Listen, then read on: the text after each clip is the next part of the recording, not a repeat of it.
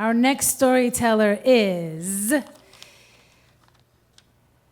Beth Holly. Beth Holly. Give it up for Beth Holly.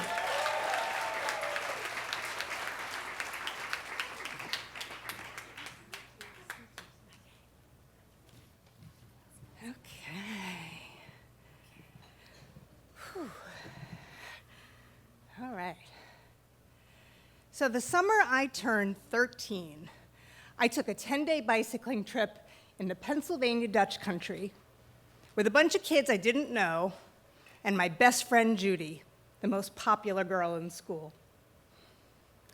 7th grade had left my self-esteem in tatters, and this was to be a fresh start, my chance to be popular. Maybe even to be liked by a boy. And seeing as how there were 8 boys on this trip and only 2 girls, the odds were definitely in my favor. But that first night, as we sat around a campfire, those 8 boys fluttered around Judy like summer moths, while I sat in the corner, licking marshmallow goo off my fingertips. The next night was not much better.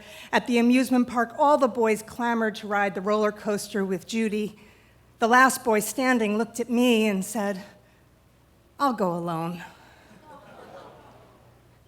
And then, Josh, the most beautiful boy of all, he won a small green teddy bear at a carnival game, which he promptly handed to Judy.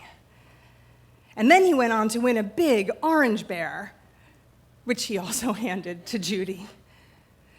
So as Judy is juggling the small green bear and the big orange bear and a half-eaten candy apple, Josh takes back the green bear, points it in my general direction, and says, "Want it?" I swooned. I treasured that cast-off carnival bear.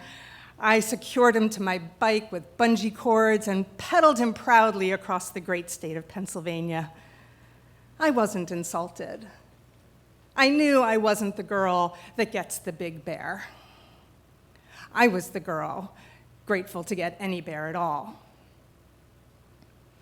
I was a 20-year-old version of that girl when I met the man who would become my husband. I was on my way to becoming a corporate lawyer. He was a struggling musician with a blue-collar day job. When we decided to get married and start a family, it was clear we were going to need my income. So we agreed that he would stay home with the kids and I would return to work full-time. We would swap roles and I would get to live out the feminist dream of having it all: marriage, motherhood, and a career. And that was a beautiful dream. But the reality was really different. I would come home from work after a long day and the house would be a mess. I could barely set down my briefcase before getting a baby thrust in my arms. And dinner wasn't waiting on the table, and it wasn't in the oven. So I'd put on my sweatpants, plop the baby in a high chair, and get started on dinner. I didn't complain. I had a heavy dose of working mother's guilt and needed to prove to myself that I could be a good wife and a good mother, as well as a good lawyer. So I would pick up groceries on my way home from work so I could make dinner and make school lunches for the next day. I'd clean up the toys, tuck the kids in at night, check their homework, fold the laundry. You know, the mom stuff.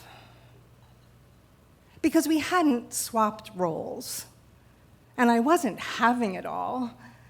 I was doing it all. And that's how it stayed. And like a frog in slowly boiling water, I didn't see how unbalanced things had become, how unappreciated I felt, how just as I had done with that small green bear, I was settling for less than I was worth. And then one night, when my son was home from college, I came home from work with my bag of groceries, intent on getting started on dinner. But when I walked in the house, something was different. The kitchen light was on. and there was music playing. The air was filled with the scent of frying onions. I walked into the kitchen, and there was my son, standing at the stove and smiling at me with such love that it stopped me in my tracks. He had made me dinner. In that moment, and with that simple act, I saw everything that I had forfeited, everything I had felt unentitled to. He put down his spatula and gave me a great big bear hug. 18 months later, I was building a new life as a single woman, and a life that at its core, thank you, a life that at its core is based on the fundamental truth that I will never again settle for the small green bear. Thank you.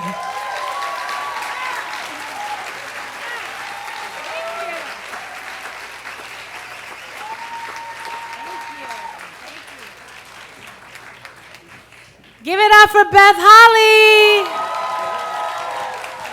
No green small bears. I'm going to remember that.